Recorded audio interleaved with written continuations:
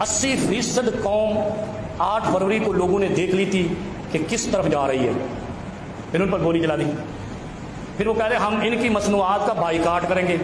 آج یہ مسئلہ واضح کر دوں پھر ہمارا گردن کاٹ نہ ہو جائے، پھر اگلے جمعے خطیب دوسرا ہے۔ بائیکاٹ عین شریعت ہے، دین اسلام کا حصہ ہے۔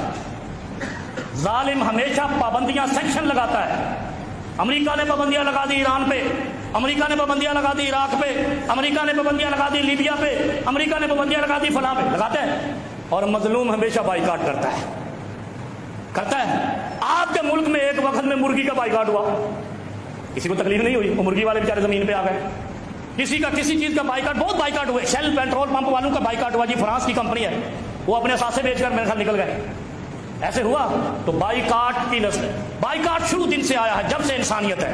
رسول اللہ صلی اللہ علیہ وسلم کا ساتھ نہ دینے والے 3 لوگوں کا اللہ کے حبیب نے سوشل بائیکاٹ کیا۔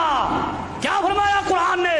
وَعَلَى الثَّلَاثَةِ الَّذِينَ خُلِّفُوا إِذَا ضَاقَتْ عَلَيْهِمُ الْأَرْضُ بِمَا رَحُبَتْ وَضَاقَتْ عَلَيْهِمْ أَنفُسُهُمْ وَظَنُّوا أَن لَّا مَلْجَأَ مِنَ اللَّهِ إِلَّا إِلَيْهِ۔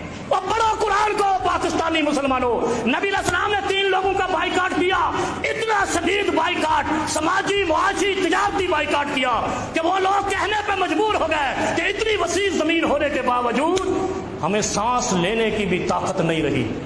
پھر جب اتنا شدید مسلمانوں نے ان کا بائیکاٹ کیا، آسمان سے وحی آئی کہ میرے محبوب ان کا بائیکاٹ ختم کر دو، یہ جیتے جی مر گئے۔ آج میں نے پڑھ دی ہے، ڈھونڈ ان لوگوں نے لینی ہے جو ہمارے کلپ سن کے کہتے ہیں ٹھہر جا تیرا کر دیں علاج۔ تو بائیکاٹ کوئی، اچھا پھر اس کے بعد سنو کتنے بائیکاٹ ہوئے دنیا کے اندر، سلطنتیں ڈوب گئی بائیکاٹ سے۔ انسان بنو چلائیے، پھر کہتے ہیں بائیکاٹ کیوں کرتے ہو؟ تو بائیکاٹ تو عین شریعت ہے، بائیکاٹ ہر ظالم کا مظلوم کرتا ہے، اور یہ شریعت ہے، دین ہے، قرآن ہے۔